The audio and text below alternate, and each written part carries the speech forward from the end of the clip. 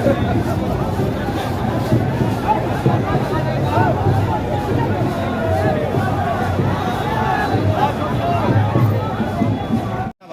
राजद की तरफ से सिंबल मिला, उसके बाद आज आपने नॉमिनेशन किया है। जहानाबाद में क्या कुछ होगी चुनाव में?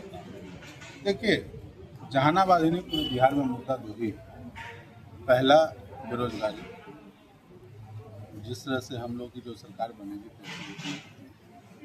और हमने 20 महीने का समय मांगा है, हर परिवार में जिसको कोई नौकरी नहीं है, पहला मुद्दा तो वो। दूसरा मुद्दा जो एकदम निचले स्तर पर, जो आज तक कभी नहीं हुआ, जो भ्रष्टाचार व्याप्त है। दूसरा वो मुद्दा कि कम से कम एक आम जनता जो ब्लॉक में, थाने में, अंचल में जाती है, और उसका एक बिना पैसे का आय प्रमाण पत्र नहीं बन रहा है, जन्म प्रमाण पत्र नहीं बन रहा है, खुद जमीन का, खुद का जमीन, और खुद के जमीन के लिए किसी को 5,000, किसी को 10,000, 15,000 रुपया लगा। तो यही दो मुख्य मुद्दे हैं, इसके खिलाफ ही लड़ाई चल रही है और इसी मुद्दे के साथ हम लड़ेंगे। जहानाबाद में राजद कार्यकर्ताओं के बीच सुदय यादव को लेकर के काफी नाराजगी थी, उन्होंने टिकट बदलाव की मांग की थी, लेकिन जहानाबाद में टिकट बदल गया, उम्मीदवार बदल गए हैं। सुदय यादव भी जहानाबाद से चले गए हैं, सुदय यादव की जगह पे राजद की तरफ से आप आए। इस बार कितने वोटों से जो है कि इस बार आप जहानाबाद को फतह करेंगे? नहीं, देखिए, हम वोट के पंडित नहीं हैं, हम एक उम्मीदवार हैं और जनता के न्यायालय में खड़े हैं। जनता निर्णय लेगी, जनता जो चाहेगी, जनता का तमाम निर्णय हम लोग सुधार। राहुल शर्मा की टक्कर, पहले ये राहुल शर्मा जदयू में थे और अब जहानाबाद विधानसभा से जो है कि जदयू के उम्मीदवार से ही राहुल शर्मा की टक्कर होने वाली है, क्या कुछ होगी? देखिए, मैंने कहा ना कि जो दो प्रमुख मुद्दे हैं, बिहार का या इस जहानाबाद जिले का या जहानाबाद विधानसभा का, एक भी व्यक्ति नहीं होगा जो इससे अछूता हो। ये चुनाव जनता लड़ेगी, मैं किसी के विरोध में, किसी के पक्ष में नहीं हूँ। मैं तेजस्वी जी को मुख्यमंत्री बनाने के लिए जनता के साथ खड़ा हूँ। जनता अपना निर्णय उनको लेना है कि अगले 5 साल तक वो कैसा बिहार चाहते हैं। क्या ऐसा बिहार चाहते हैं जहाँ ब्लॉक, थाने में जो अभी व्यवस्था चल रही है वो कंटिन्यू रहे, क्या वो निरंतर जारी रहे, या इसको बदलना है? तो जनता को निर्णय करना, जनता लड़ रही है। राहुल शर्मा जी क्या कुछ कहेंगे? राजद के बारे में कहा जाता है कि कहीं न कहीं राजद की तरफ से जो है कि बुरा बाल साफ करो का नारा दिया गया, जबकि इसको लेकर के भूमिहार समाज जो है कि काफी राजद से खफा रहते हैं, लेकिन आप राजद से टिकट लेकर के मैदान में देखिए, एक तो पहला बात, मीडिया का एक परसेप्शन बनाना रहता है। आज अब मीडिया में देखिए बहुत तरह का परसेप्शन बनाया जाता है। हमको वो क्लिपिंग या अखबार का वो कटिंग दिखाई जहाँ लालू जी ने ये बात कहा, लेकिन चलिए, बात पुरानी है, अभी हम लोग करेंगे तो उसको लेकर विवाद होगा। लेकिन उसके अलावा जंगल राज का ये मुद्दा बोल रहे हैं, हम तो चाहते नहीं थे कि हम इस मुद्दे पे आए, क्योंकि इस मुद्दे को जब हम बोलेंगे तो जो लोग इस मुद्दे को उठा रहे हैं तमाम लोग नंगे हों, तमाम लोग। अगर इतना बुरा था जंगल राज, तो 14 में जब आप समर्थन ले रहे थे लालू जी का बाहर से सरकार बचाने के लिए, तो उस समय कहाँ गया था? फिर 15 में आपने उन्हीं के साथ सरकार बनाई, तो कहाँ गया था मुद्दा? फिर दोबारा 17 में आप भाजपा के साथ आए, तो भाजपा के पास कहाँ गया था मुद्दा? नीतीश कुमार आ कहाँ से रहे? मैंने एक बार साधु, एक बार चोर, आपके सुविधा के हिसाब से राजनीति चलता है। फिर दोबारा आपने 19 का चुनाव लड़ा, 20 का चुनाव लड़के फिर से सरकार बनाई, अब फिर से 22 में आ गए। तो ये अल्टा पलटी इधर उधर, तो इसमें तो देखिए वो लोग नंगे हुए हैं, चाहे दोनों कोई भी दल हो। तो ये मुद्दा तो सिर्फ और सिर्फ चुनाव के समय में लोगों को दिग्भ्रमित करने के लिए उठाया जाता है, क्योंकि 20 साल में तो बताना चाहिए था कि हमने क्या सुधारा है।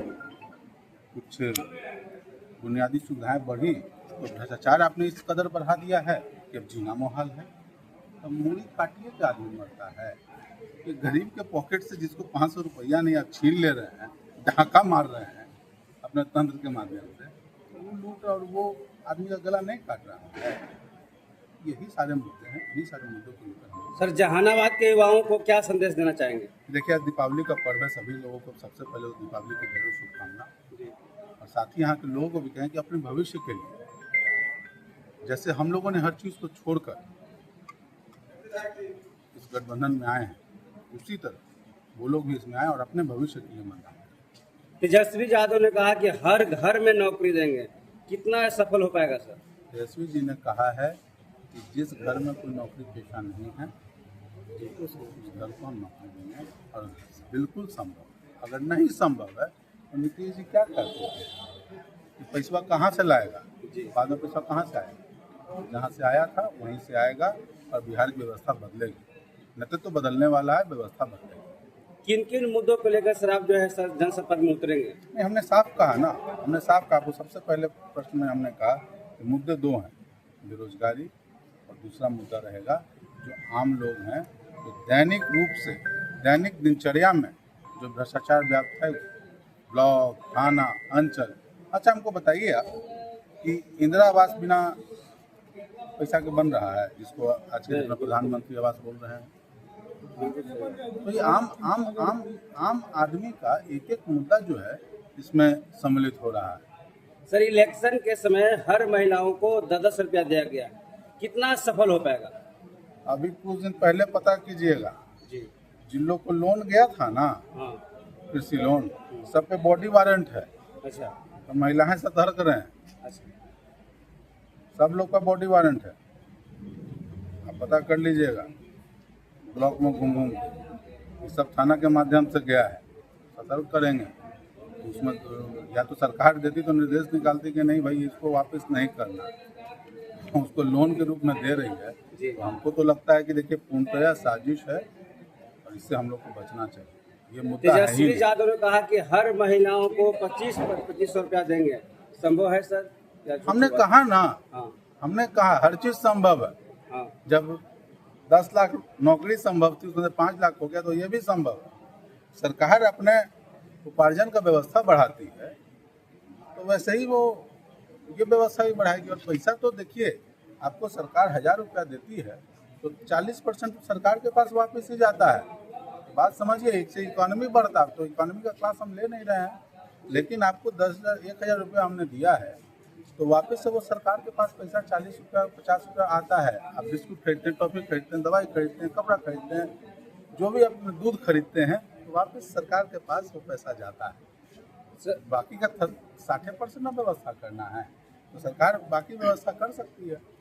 जदयू से राजद में आने का मुख्य उद्देश्य क्या है सर आपका? हमने आपको साफ कहा, अभी राज्य में और देश में अघोषित आपातकाल है। सारे जो कुछ आप लोग यूट्यूबर्स हैं, इनके माध्यम से तो कुछ न्यूज़ बाहर निकल भी रहा, अन्यथा आप देखिए जो पुरानी व्यवस्था है, इलेक्ट्रॉनिक मीडिया, प्रिंट मीडिया एकदम परसेप्शन बनाने में लगी हुई है। तो यह घोषित आपातकाल की व्यवस्था है।